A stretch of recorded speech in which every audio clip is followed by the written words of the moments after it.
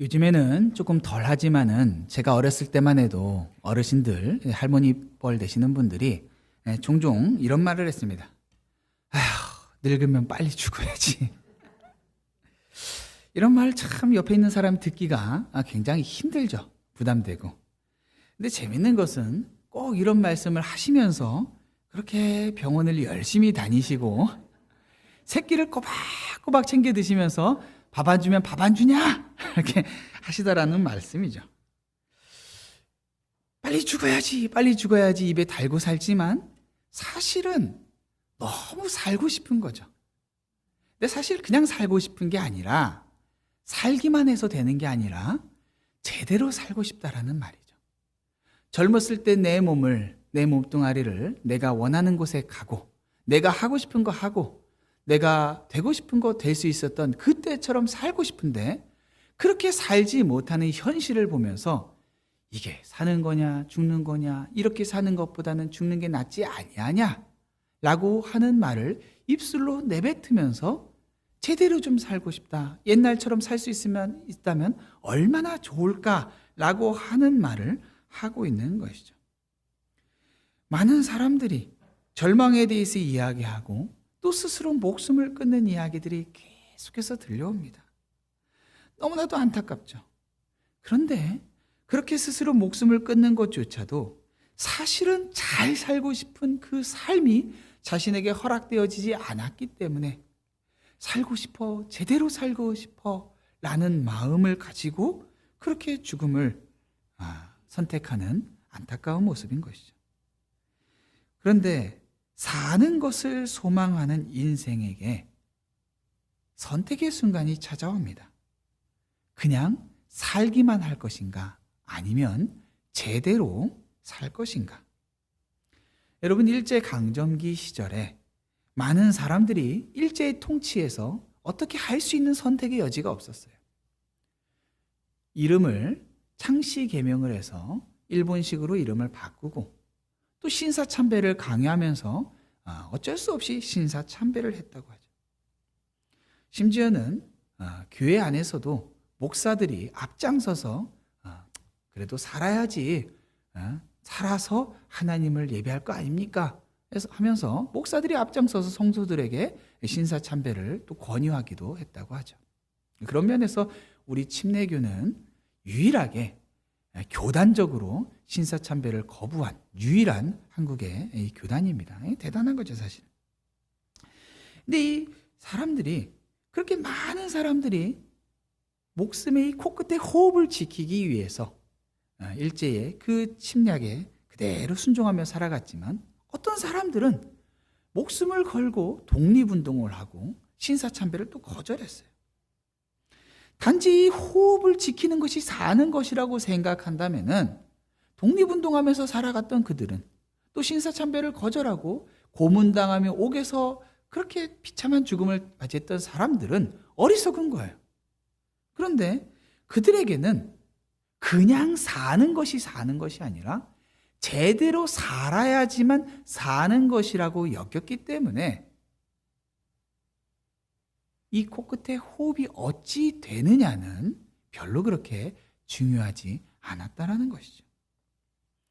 애굽에서 노예 생활을 하던 이스라엘 백성은 매일 생과 죽음의 이 사선을 넘나들던 사람이었어요. 이른 새벽 깨갖고는 제대로 된 아침 식사를 하지도 못한 채 그냥 떼양볕이 그냥 내려지는 그 밭에서, 게다가 여러분 이 중동을 생각하면은 이 바닥이 얼마나 뜨겁겠어요. 이 막 모래 같은 그런 곳에 태양이 열이 그득그득 찬 그 땅을 밟아가면서 거기서 땀을 뻘뻘 흘려가면서 일을 하는데 일을 잘했다고 해서 누구 하나 칭찬해 주는 사람이 없어요. 당연히 할 일을 했다라는 거예요. 그리고 사람이 거의 감당하기 힘들 정도로 죽냐 사냐 이 정도의 아슬아슬한 경지까지 사람들을 밀어붙여서 일을 해요. 그러다가 누구 하나가 옆에서 도저히 못 견디고 쓰러지면은 그걸 그냥 도와주고 싶어도 도와줄 수가 없어요. 그냥 그 노예라고 애굽 사람들이 채찍으로 쳐가면서 일어나 치고, 그러다가 정말 못 일어나면은 그대로 죽는 거예요. 시체를 저기다 휙휙 던져버리고서는 나도 언젠가는 저렇게 될 텐데 그렇게 노예로 살아가던 이스라엘 백성들에게 하루하루 무언가 꿈을 꾸면서 살아간다는 것은 불가능하죠. 그죠? 오늘 하루 목숨 건지면은 다행이다. 아, 오늘도 살았다. 이러한 생활을 살아가고 있는 거예요. 살아있음이 감사의 조건이 되어버린 거죠. 그런 이스라엘 백성들이 드디어 출애굽을 했어요. 그전에는 호흡이 있다라는 것만으로도 만족하면서 살아갈 수밖에 없었던 그들에게 이제는 자유를 찾아서 인간답게 살아갈 수 있는 그 여정이 시작된 거예요. 자, 그런데 그런 이스라엘 백성이 애굽을 떠난 지 며칠이 되지 않은 상황에서 바로가 다시 이스라엘 백성들을 잡으러 오고 있어요. 근데 여기서 우리가 주의 깊게 살펴봐야 되는 것은요, 하나님께서 이스라엘을 일부러 위기 가운데 끌고 가셨다라는 사실이에요. 우리가 지난주에 살폈던 것처럼 하나님께서 이스라엘 백성들을 가나안으로 가는 직선도로가 아니라 멀리 돌려서 광야로, 그리고 홍해 앞으로 이끌어 가세요. 오늘 본문 14장에서 오늘은 읽지 않았지만 1절, 2절 말씀을 보면요, 하나님은요 모세에게 바닷가에다가 장막을 치라고 해요. 애굽이 쫓아왔을 때 바닷가에 친다라는 것은 도망칠 곳이 없다라는 거예요. 애굽이 쫓아오면은 그들과 맞서 싸우던지 바닷가 홍해로 끌려가서 밀려가서 모두 다 수장되든지 그거밖에 없어요. 근데 실제적으로는 애굽 군사하고 싸울 수 있는 능력이 이스라엘에게는 없어요. 하나님께서 이스라엘에게, 모세에게 바닷가에다가 장막을 치라고 명령하시는 이 이상한 명령의 이유를 하나님께서 설명을 해주세요. 그냥 바닷가 치라는 게 아니에요. 왜 여기다 쳤죠? 왜 여기다 쳐야 됩니까? 이렇게 물어보는 모세에게 하나님께서 먼저 답변을 주시는데 3절에 보니까요, 바로가 이스라엘 자손에 대하여 말하기를, 하나님께서 모세에게 하시는 말씀이에요. 내가 너희를 여기다가 장막을 치게 하면은 바로가 너희에 대해서 이렇게 생각할 거야. 그들이 그 땅에서 멀리 떠나 광야에 갇힌 바 되었다. 갇혔다라는 거예요. 그러니까 바로가 생각하기에 이스라엘 백성들이 홍해 때문에 어디로 갈 수 있는 길이 없고 갇힌 것처럼 됐어. 그래서 그때 4절에 내가 바로의 마음을 완악하게 한즉 바로가 그들의 뒤를 따르리니 내가 그와 그의 온 군대로 말미암아 영광을 얻어 애굽 사람들이 나를 여호와인 줄 알게 하리라. 무슨 말씀이에요? 지금 바로의 마음을 완악하게 하나님께서 아시겠다라는 거예요. 이게 무슨 뜻이에요? 너희를 치러 오게 하겠다라는 거예요. 너희들 거기에 궁지에 몰려서 도망칠 곳 없는 감옥과 같이 거기다 묶어두고서는 너희를 치러 오게끔 바로의 마음을 왁 비틀어 버리겠다라는 거예요. 아니, 하나님이 보호하셔야 될 이스라엘 백성들을 가둬놓고서는 이스라엘을 잡아 죽이려고 하는 저 적군들의 마음을 하나님이 분탕질을 쳐서 이스라엘을 치러 오게 하겠다. 여러분, 이상하지 않아요? 하나님은 우리를 보호하시고 지켜주셔야 되는 하나님이신데 오히려 위기 가운데 두시고 적군들의 마음을 틀어서 우리를 치게 하는 하나님이라고 지금 소개하고 있는 거예요. 그것도 다른 사람이 이야기하는 게 아니라 하나님이 내가 그렇게 하겠다라고 말씀하고 계세요. 왜요? 이런 하나님 누가 의지하고 누가 사랑하고 누가 믿을 수 있겠어요? 하나님의 그 이유가 있어요. 목적이 있어요. 그게 뭐예요? 바로 가장 궁극적인 하나님의 목적. 4절에 말씀하신 것처럼 하나님은 바로와 바로의 온 군대로 말미암아 영광을 얻어 애굽 사람들이 하나님이 여호와인 줄 알게 하는 것. 이게 하나님의 궁극적인 목적이에요. 하나님 영광을 받기를 원하세요. 하나님은 이스라엘 백성들의 순종을 통해서 영광을 받으세요. 아, 저 사람들은 하나님의 말씀에 순종하는구나. 하나님을 사랑하는구나. 하나님이 가라고 하면 어디든지 가는구나. 왜 그럴까? 도대체 하나님이 어떠한 하나님일까? 순종하는 하나님 백성을 통해서 하나님 영광 받으시는데 하나님이 또 다른 방식으로 영광을 받으세요. 하나님을 거절하고 하나님을 대적하는 그 적군들을 심판하심으로써 영광을 받으시는 거예요. 하나님이 바로와 그 군대를 심판하겠다라고 말씀하시는 거예요. 그것을 통해서 온 열방으로, 특별히 하나님을 거절한 애굽 사람들에게 하나님이 도대체 누구이신지 보여주시겠다라는 거예요. 너희들 나의 백성을 치러 오는 것 내가 용납하지 않는 그런 하나님이야. 나와 함께하는 자들에게는 내가 보호와 영광을 나누어 줄 것이지만 나를 대적하는 자들은 내가 결코 그냥 두지 않아. 하나님이 어떤 하나님이신지 보여주시겠다라는 거죠. 그런데 하나님이 영광 받으시는 건 좋다 이거예요. 근데 문제가 뭐예요? 내가 문제잖아요. 하나님이 그들을 데리고 왔을 때 우리 안에 어떤 생각이 들어요? 두려움이 오는 거예요. 하나님께 순종하기 시작했는데 오히려 인생에서 가장 어렵고 도저히 풀어낼 수 없을 것 같은 위기가 찾아올 수 있다는 거예요. 여러분 신앙생활을요 대충 할 때는 그런 위기를 몰라요. 그냥 왜 이렇게 어렵지? 이렇게 재수가 없지. 좋은 일들 좀 남들처럼 나도 쨍하고 좀 떴으면 좋겠는데.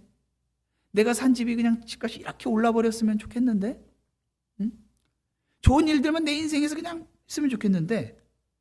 그런데 신앙을 제대로 가지기 시작하고 하나님께서 기뻐하시는 삶을 살아가기 시작할 때 위기가 찾아오면은 그때 우리 안에 질문이 찾아오죠. 하나님, 내가 하나님을 제대로 믿기 시작하려고 하는데 하나님 뜻대로 좀 살아보려고 하는데 왜 이렇게 나에게 어려움이 있습니까? 근데 이 질문에 대한 정답은 명확하게 있어요. 하나님이 이것을 통해서 영광 받기를 원하신다라는 거예요. 우리는 다 몰라요. 어떤 방식으로 하나님께서 영광 받으실지 몰라요. 그런데 중요한 것은 나는 하나님 앞에 순종하면 나머지는 하나님께서 하신다라는 거예요. 그 과정을 내가 다 이해할 수는 없지만은 하나님께서 반드시 그것들을 통하여서 하나님께서 어떤 일을 하세요. 사람들이 바라는 신앙생활은 예수 믿었더니 부자가 되고 예수 믿었더니 정말로 저 사람이 운이 트이기 시작하네. 비즈니스도 잘 되기 시작하네. 사람들에게 저 사람을 좋아하기 시작하네. 인기를 얻네. 이런 것들을 하나님이 원하시는 게 아니라 저 사람은 정말 하나님을 제대로 믿는구나. 위기가 찾아오건 어려움이 찾아오건 박해가 찾아오건 하나님을 믿네.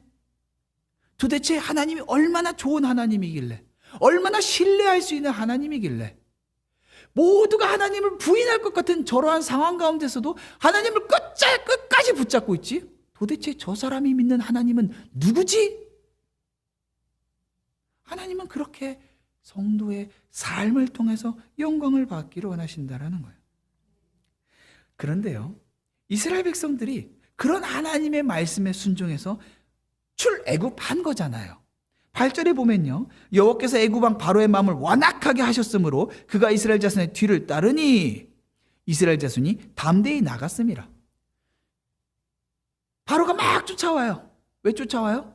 이스라엘 백성들이 담대하게 출애굽했기 때문이라고 말하고 있어요. 이스라엘 백성들이 애굽에 살고 있다가 담대하게 하나님이 우리 함께 하시지 10가지 재앙을 애굽을 치셨지, 이제 우리는 가나안 가서 하나님 백성답게 살아야지 하고 나왔어요. 담대했어요. 우리가 지난주에 봤던 것처럼 군대의 진영을 갖추고 나왔단 말이죠. 그들의 마음 가운데 두려움이 없는 것처럼 보여졌어요.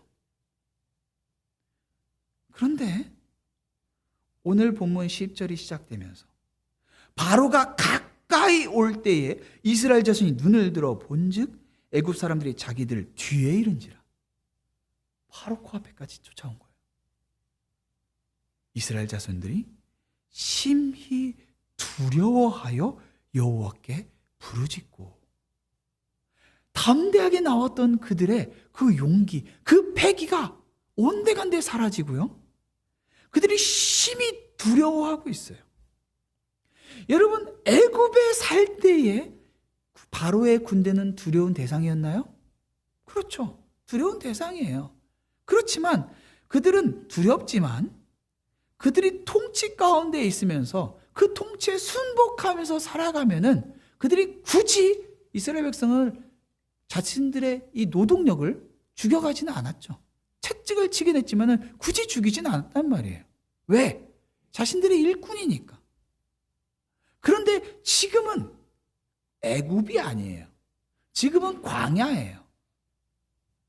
광야에서 만난 애굽의 군대는요, 애굽에서 만난 우리의 통치자가 아니라 지금은 우리의 적군으로 우리를 죽이기 위해서 쫓아오는 대적으로 나타나는 거예요. 그러니까 애굽에서 본 군대보다 애굽에서 본 바로의 군대보다 이 광야에서 본 바로의 군대는 더 큰 두려움의 대상이 된 거예요. 다른 말로 하면은 신앙생활 제대로 하지 않고 있을 때는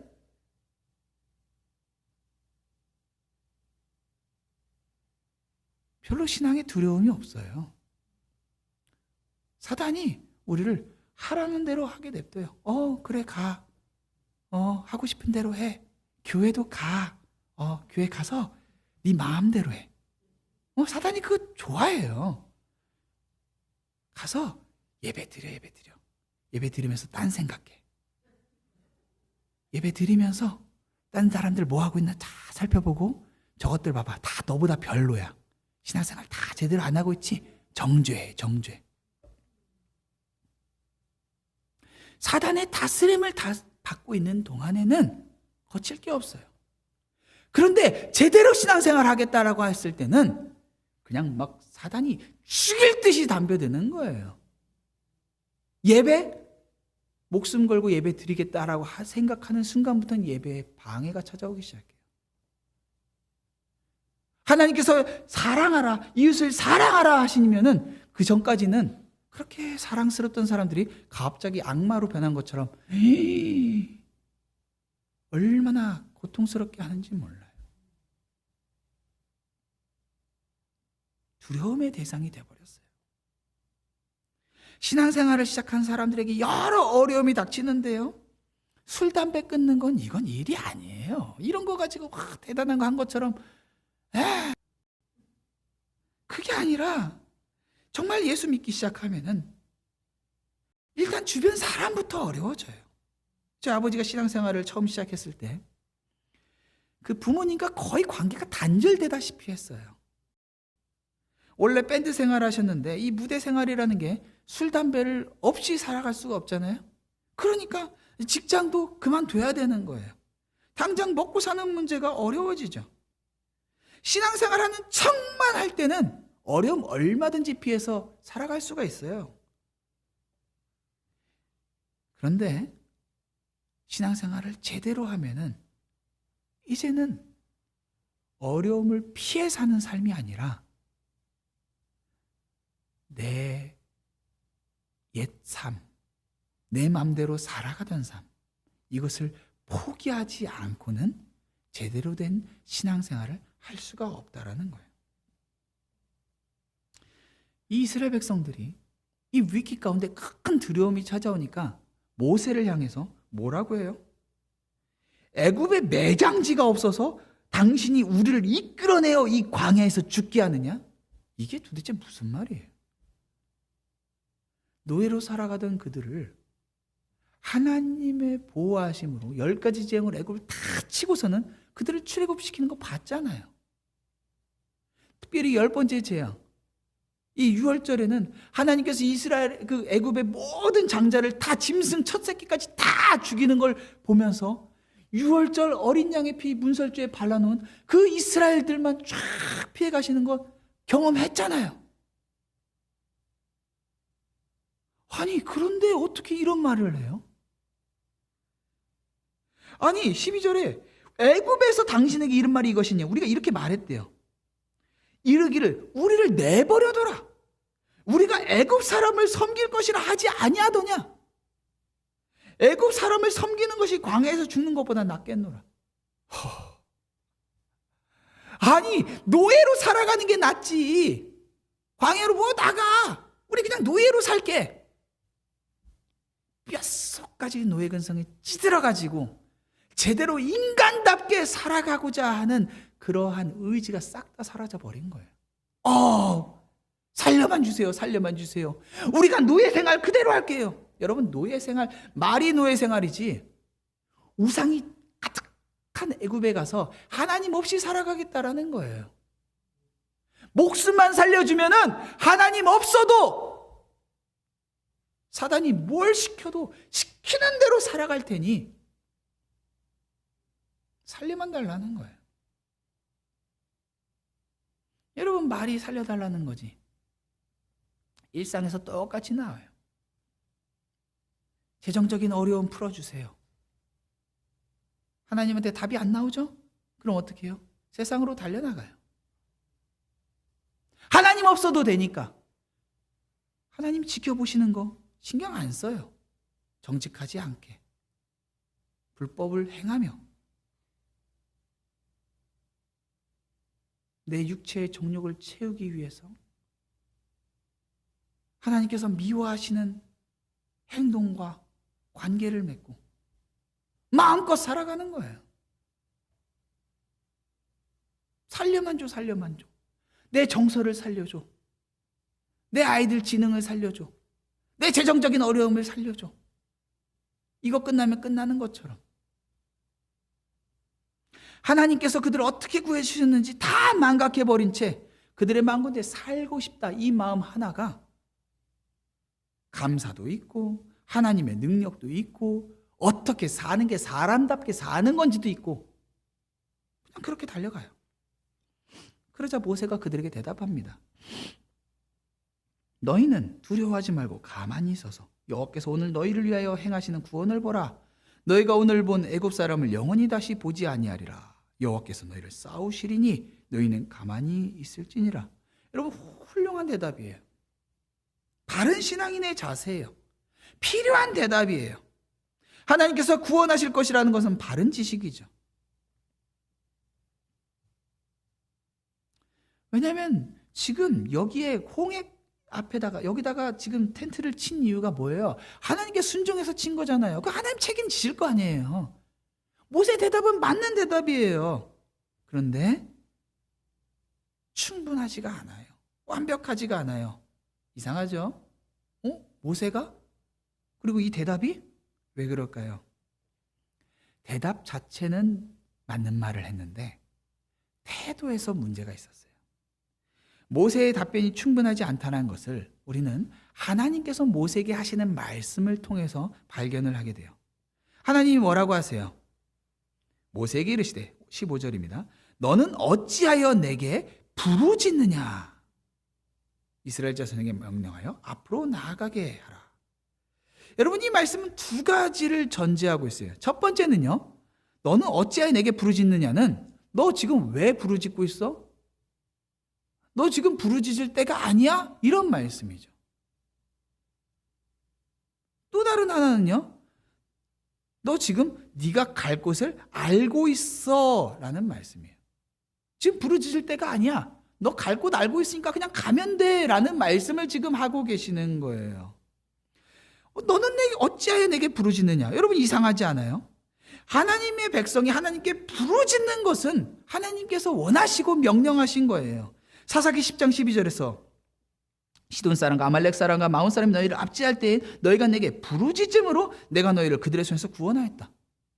부르짖으면 하나님께서 구원하시거든요. 예레미야 29장 12절에서 너희가 내게 부르짖으면 내게 와서 기도하면 내가 너희들의 기도를 들을 것이요. 하나님께서 이스라엘 백성에게 부르짖으면 기도를 듣는다고 하셨어요. 예레미야 33장 3절에서 너는 내게 부르짖으라. 내가 내게 응답하겠고 내가 알지 못하는 크고 은밀한 일을 내게 보이리라. 부르짖는 거는 신앙생활의 기본 아닌가요? 부르짖는 건 하나님을 향한 간절한 기도예요. 그런데 하나님께서 왜 부르짖느냐라고 말씀하시고 있어요. 이것은 10절의 말씀과 함께 읽어야지 이해가 돼요. 10절 후반부만 볼게요. 이스라엘 자손이 심히 두려워하여 여호와께 부르짖고, 무슨 말씀이에요? 그들의 마음 가운데에 이 부르짖음의 동기가 뭐예요? 두려움이에요. 두려움. 모세가 이스라엘 백성에게 두려워하지 말라라고 했죠. 그런데 정작 모세도 하나님을 향해서 막 부르짖었어요. 왜요? 두려움이 있었어요. 하나님께서 분명 내가 영광을 받겠다라고 하셨는데 모세나 백성들이나 모두 하나님의 영광보다는 하나님 살려주세요. 이게 더 큰 문제가 된 거예요. 부르짖는다는 건요, 상대가 내 말을 들어주지 않을 때 더 부르짖어요. 물에 빠진 사람이 살려주세요, 살려주세요 막 외치죠. 왜요? 누군가가 자기를 발견하고 오기를 바라는 거예요. 그런데 누군가 발견했어요. 왔어요.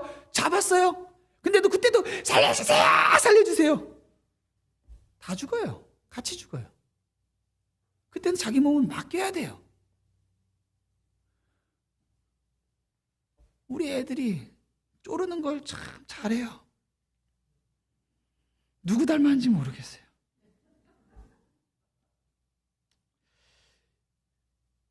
뭐 하나 그냥 꽂히면은 야, 왜 그래요? 내가 이거 끝까지 쫄라서 해야지만 받아낼 수 있다. 그게 생각하니까 그렇게 하는 거예요. 종종 하나님께 우리가 기도하면서 부르짖어요. 부르짖는 기도 자체가 나쁜 건 아니란 말이죠. 그런데 착각하면 안 되는 것이, 내가 간절하게 이거 정말 갖고 싶어요, 이거 해결해 주세요 하고 부르짖는다고 해서 응답받는 게 아니라는 거예요. 응답은 약속에 의해서 주어지는 거지, 하나님이 기뻐하시지 않는 것, 하나님이 원하시지 않는 것을 부르짖는다고 해서 막 간구하면은 그것은 오히려 하나님께서 기뻐하시지 않는 기도라는 거죠. 하나님은 이미 모세에게 이 일들을 통하여서 영광을 받으실 거라고 말씀하셨단 말이죠. 위기 가운데 하나님 원하시는 것은 하나님을 의지하고 하나님을 신뢰하는 거예요. 하나님께 순종했기 때문에 어려움을 겪는다면은 두려워하지 말고 염려하지 말고 그냥 기도하면 돼요. 고래고래 소리 지르면서 응답해 주세요 할 게 아니라 하나님 원하시는 게 뭡니까?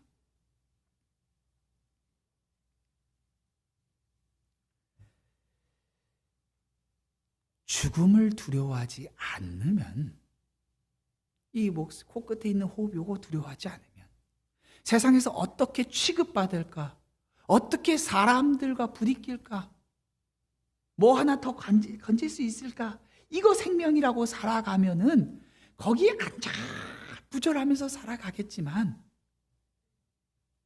하나님의 영광을 위해서 부름받은 자라고 하는 것을 안다면은, 이 상황도 하나님의 순종 때문에 허락되어진 상황이라고 믿는다면은 그럴 필요가 없다라는 거예요. 바울이 뭐라고 했어요? 나의 간절한 기대와 소망을 따라 아무 일에든지 부끄러워하지 아니하고 지금도 전과 같이 온전히 담대하여 살든지 죽든지 내 몸에서 그리스도가 존귀하게 되게 하려 하나니, 살든지 죽든지 오직 그의 관심은 그리스도가 존귀하게 되느냐 아니냐 이거예요. 이는 내게 사는 것이 그리스도니 죽는 것도 유익함이라. 뭐 하나 이거 하나 해결 안 되면 그냥 죽네 사네 아니라는 거예요. 정말 우리가 관심 가져야 되는 것은 하나님이 이것을 통해서 어떻게 영광 받으실 수 있느냐. 제가 예전에 영주권을 신청할 때였어요. 변호사가 말하기를, 이 목사님은 사례가 적습니다 보니까 이 사례를 더 받아야지 영주권을 신청하기에 이 서류에 좀 쓰기가 좋습니다. 근데 지금 당장 받는 사례 말고 영주권 받을 때 얼마 받을 겁니다, 요거가 이제 중요하다는 거예요. 그래서 얼마만큼 영주권 받으면은 이만큼 받을 겁니다 해서 이 레터를 교회에서 받아서 그거 같이 첨부하래요. 교회에다 얘기했더니 교회에서 뭐 지금 주는 것도 아니고, 그리고 영주권은 이제 그 기점이 아니라 영주권 나중에 받았을 때는 교회에서 영주권 이렇게 받으면 사례를 이렇게 올릴 겁니다라고 했어도 교회 사정이 어려서 이렇게 못 줬습니다 하면은 그걸 가지고 이렇게 뭐 하진 않아요. 실제적으로 처음부터 그런 의도를 가지고 했다 하면 이제 사기가 되는 거죠. 근데 어쨌든 이제 교회에서 그렇게 레터를 받아서 서류를 보내려고 하기 직전에 기도하는데 영 마음이 불편한 거예요. 내가 하나님 부르셨다고 해서 여기 이러고 있는데 이거 거짓말해가지고 이거 받으면 이게 무슨 하나님 일을 하겠어? 아니 이거 하나님이 그리고 이거 있으라고 해서 있으면 있는 거고, 또 아니라고 하면 아닌 대로 가면 되는 거지. 영주권이 이게 뭐 이게 무슨 하나님께 무슨 이거 가지고 내가 영주권 받으면 하나님께 영광이고 아닌 거 아니잖아요. 이 기도하고서는 이거 아니구나 해서 다시 얘기했어요. 죄송한데 그냥 똑같이 받는다고 써주세요. 다시 썼어요. 그거 보냈어요.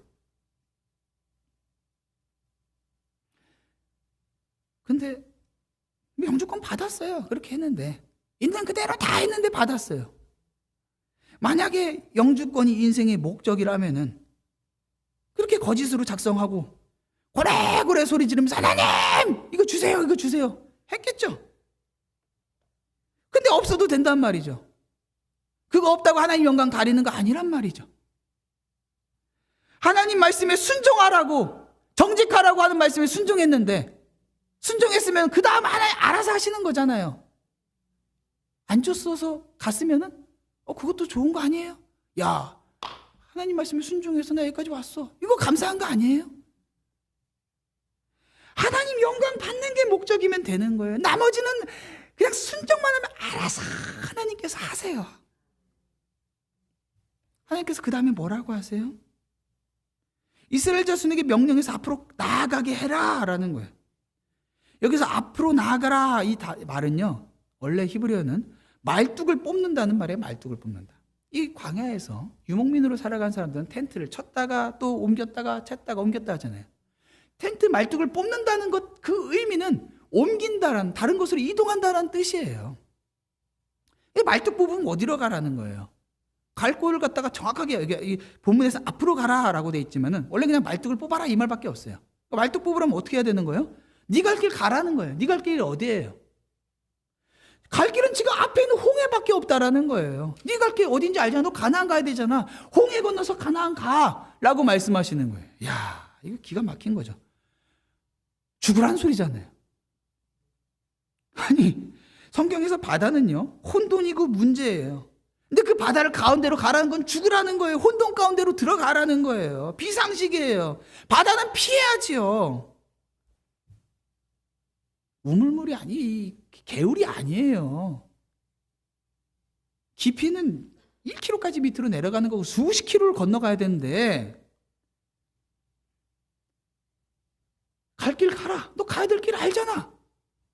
여러분, 사람은요, 갈 길 가라는 말을 들으면요, 너 어디로 가야 될지 알잖아 하면요, 일단은 머리를 막 굴립니다. 그리고 어떻게 해요? 저 길이 내가 갈 수 있는 길인지 아닌지를 막 계산해요. 그리고 딱 계산 빠르잖아요, 여러분. 딱 계산했는데 아니다 싶으면은 휙 돌아버려요. 얘야 하면 못 들은 척하고, 얘야 하면 딴짓하고. 사람은 계산으로 내가 갈 길인지 아닌지 자꾸 이렇게 보는데 하나님께는 가라고 하면 그게 길인 거예요. 여러분, 창세기 1장에서 하나님께서 온 지구가 물로 덮여 있는데 어떻게 하세요? 물을 한 곳으로 몰아요. 육지를 드러내세요. 하나님께서 말씀하시면 되는 거예요. 길이 없는 것 같은 건 내 생각이지 주님께도 길이 없는 게 아니에요. 주님이 길이다 하면 그냥 길인 거예요. 오래전 친한 선교사님이 이제 중동에 정말 어려운 땅에 갔어요. 한국 사람이 없어요. 그냥 복음 전하면 죽는 거예요. 그런 땅에 들어갔어요. 힘들게 들어갔어요. 당장 생활할 곳이 없어요. 근데 갔는데 누가? 한국계 미국인을 소개를 해준 거예요. 가봤더니 어떻게 여기 이런 사람이 있지? 한국계 미국인이 있지? 어떻게 왔습니까? 외국인들 누구 어느 나라에서 오기 힘든 곳인데 알고 보니까 이제 비즈니스를 하러 온 거예요. 선교사님 힘들게 희생한다 죽는다 해갖고 왔는데 보니까 돈 벌겠다는 사람들은 죄 들어와 있어요. 아프리카 가갖고 선교사님들이 여기까지 왔어 여기까지 왔어 했는데 가면은 사방 전 세계에서 돈 벌겠다고 사람들이 막 들어와 있어요. 직장에서 사장이 당신 거기 가십시오 하면은 그 돈 몇 푼에 위험하다 어쩌다 그거 안 보고 예 알겠습니다 하고 그거 사람 신뢰하고 거기까지 들어가잖아요. 근데 하나님께서 너 일로 가라. 왜요? 지금요? 꼭이요? 저야만 하나요? 뭐 이렇게 못 믿어가지고 안 가는 거예요. 기껏 해봤자 예수님께서 예루살렘 간다고 했을 때 도마가 우리도 함께 죽으러 가자! 안 죽어요. 안 죽어. 하나님께서 가라 하시는 대로 가기만 하면 되는 거예요. 진짜 사는 길이라는 거예요. 근데 이게 지금 이스라엘 백성들이 부르짖는다는 건 망설이면서 하나님 어떻게 해야 됩니까 이러고 있는 거잖아요. 그러니까 사실은 수많은 결정을 우리가 어떻게 해야 되는지 알아요. 어디로 가야 되는지 알고 하나님 앞에 하나님 정말 모르겠습니다. 어떻게 해야 됩니까? 대부분 알아요. 근데 싫은 거야. 하고 싶지 않고 가고 싶지 않고 용서하고 싶지 않고 포기하고 싶지 않고 드리고 싶지 않고 그러니까 맨날 기도만 해요. 하나님 좋은 성도 되고 싶습니다. 알잖아요. 뭐 해야 되는지.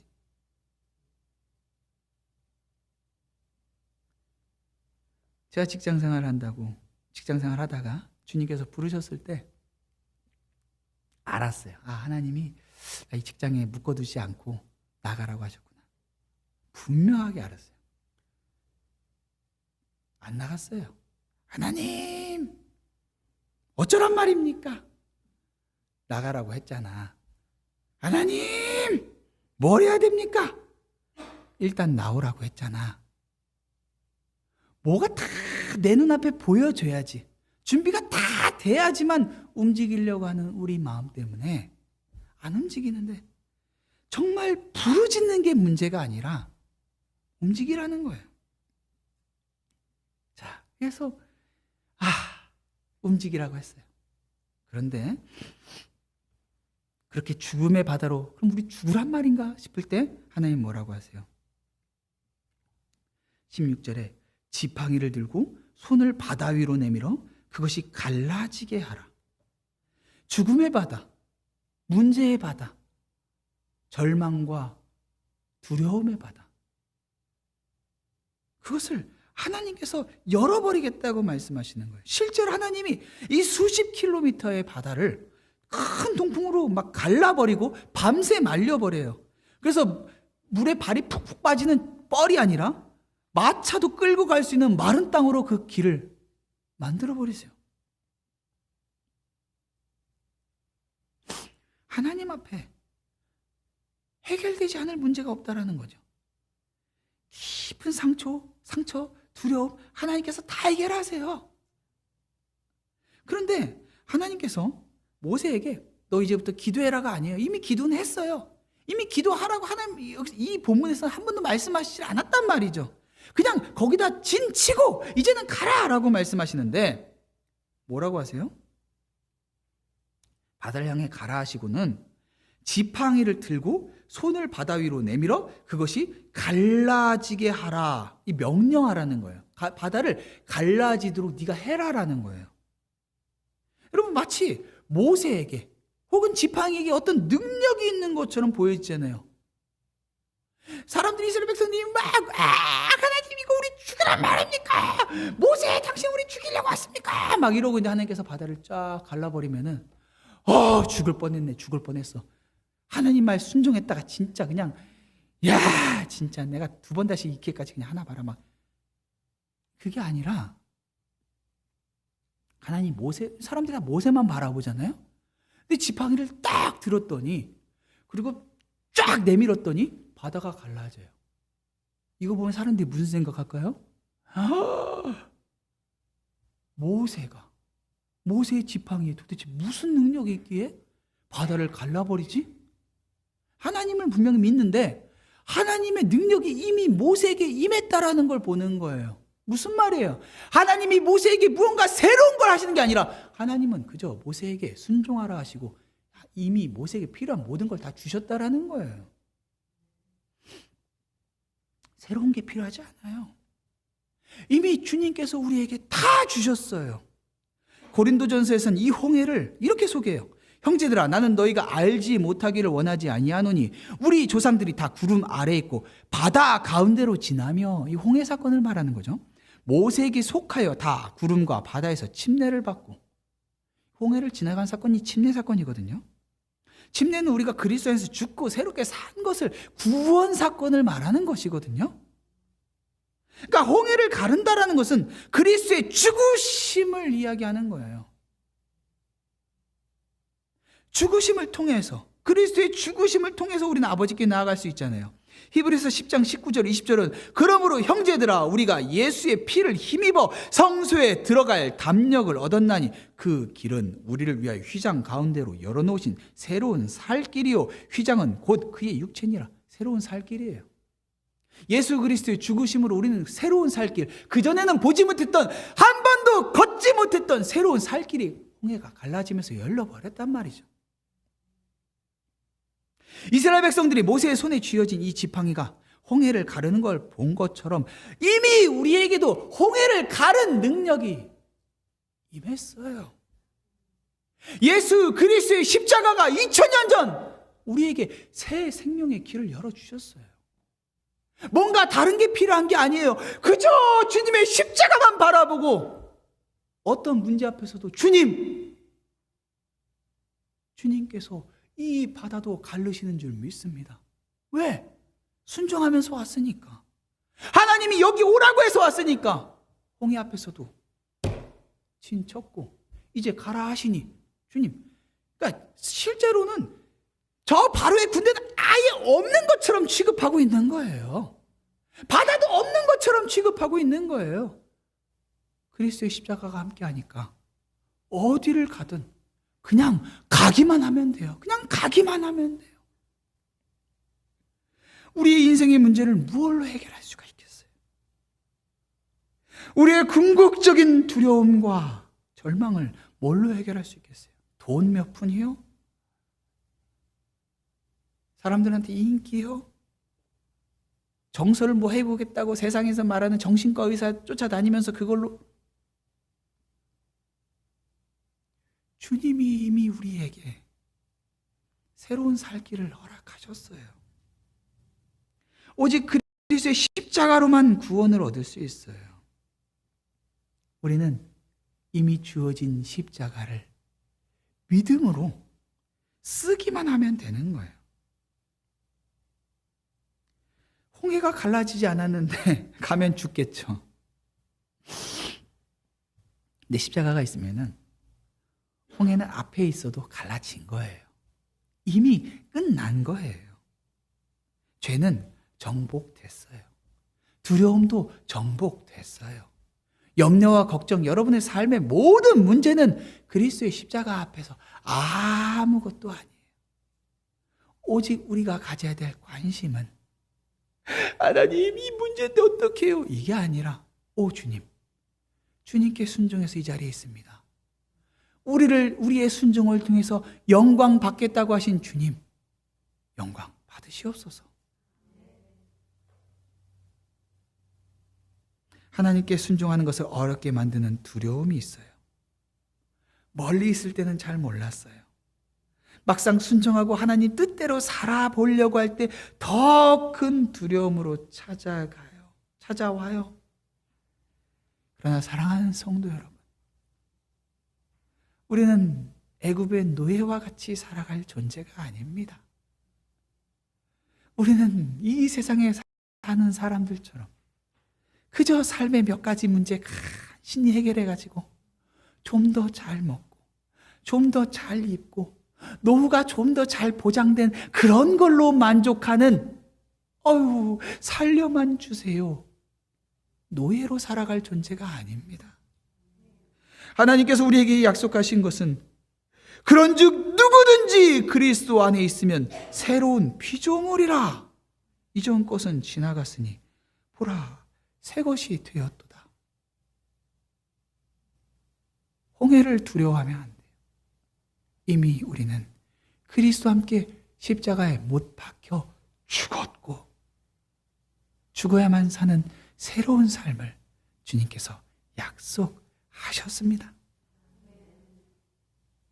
주님과 함께 십자가에 달려 이미 죽고 새 생명 얻으신 여러분, 홍해를 두려워하지 아니하고 날마다 십자가 붙잡고 하나님의 영광을 위하여 사는 복되고 귀한 인생을 사는 여러분 되시기를 주님의 이름으로 축원합니다.